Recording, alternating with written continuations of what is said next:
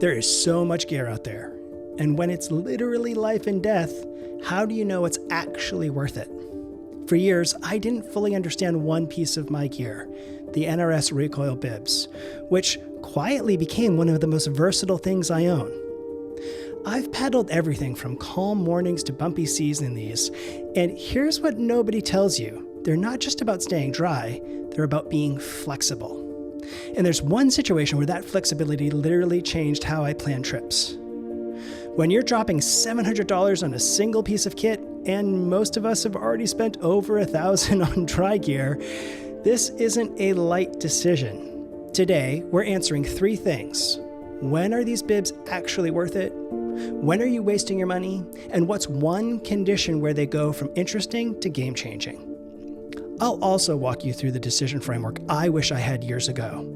The one that'll help you figure out if these belong in your kit or if you're better off spending your money somewhere else. This is beyond a review. This is an honest conversation about gear choices that actually matter on the water. Now, this is not sponsored content. NRS did not send me these for free. I paid for these out of my own pocket, and I've put a lot of miles on them. I've had these for about 2 years, and I've really been able to figure out how they fit into my paddling universe. So quickly, what are they? They're a complete Gore-Tex bottom, from Gore-Tex booties, Gore-Tex legs, and a suspendered Gore-Tex top that goes pretty high up your chest. They have a roll tunnel, which I'll talk about in a second. They have a relief zipper. Sorry, ladies, no back relief zipper, but a front relief zipper if you roll with that. And then a pocket for, I don't know, keys, granola bars, something. I don't use any of my pockets in any of my dry suit clothing. Do you? I'm always nervous something's gonna rub or there's gonna be some I don't know, if I keep my keys in there, is it gonna poke through? So if you're someone who keeps something in your pocket, tell me what you keep in your pocket because I'm interested and you're gonna have something here for you.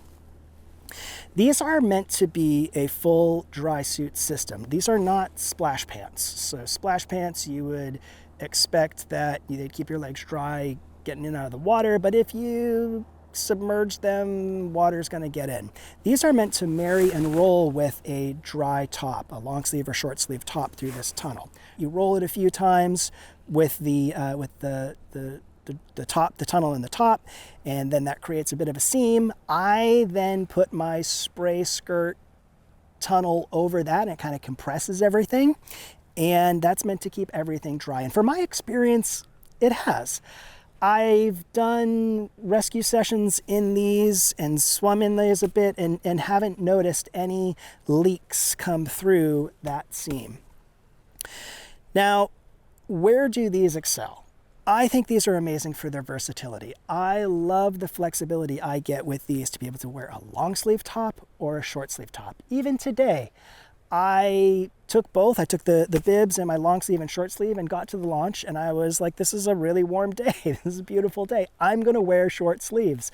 So I wasn't forced into taking only one thing on this overnight trip. And if it's cold tomorrow, I'll put on the long sleeve and be just as happy.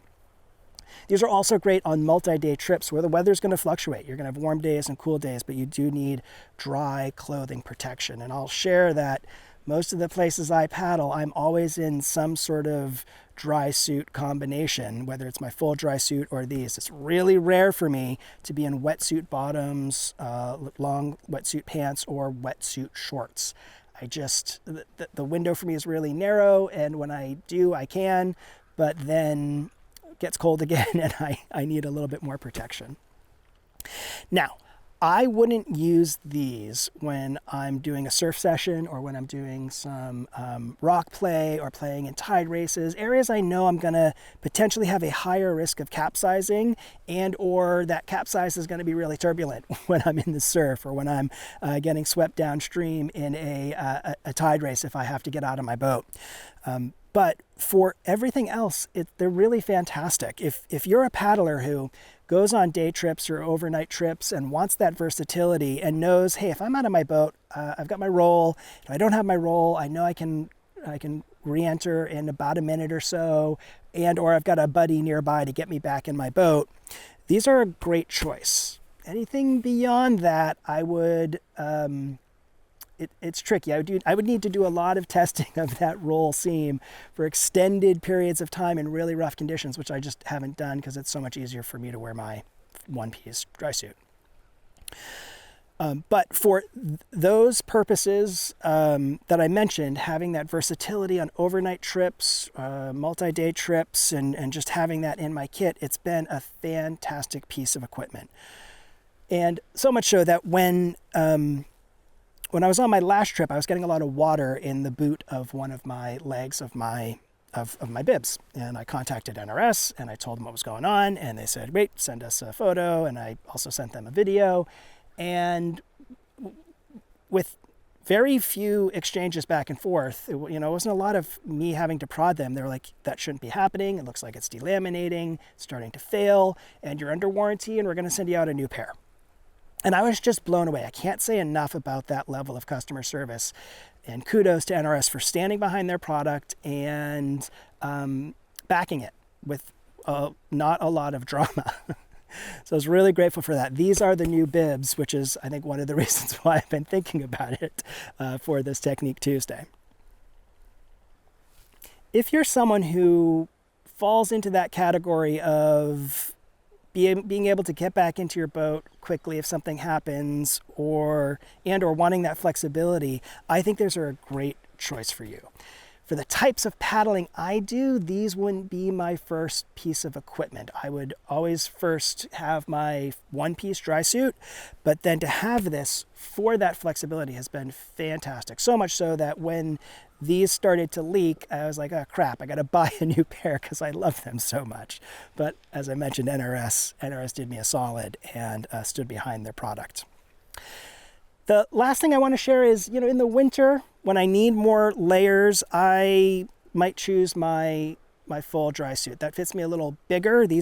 Surprisingly, these are tight on me, but they're very tall. So these are meant maybe for like a little bit taller, skinnier people. These come up very high on me, even when they're cinched down. And I don't know how many more layers I can really get underneath comfortably. So when I need to do that, I'll wear my one piece. But for everything else, throughout most of the year, if it's not in the middle of the winter, these have been fantastic. What are your dry suit, dry bib, splash pant experiences? Have you tried these? Do you like these? Do you not like these? Have you found that they leak or not? Have you done more testing than I have and found their limit when that rolled seam starts to give way? I'd love to hear your thoughts. Do you have experience with these? Do you have experience with other dry suit clothing? What's your dry suit go-to scenario that you can share with all of us? Please let us know. Put it in the comments. All right, friends. Well, thanks for watching. I hope this was helpful. As always, I hope you enjoy your adventures, whatever they are. And until next time, safe paddling. Bye for now.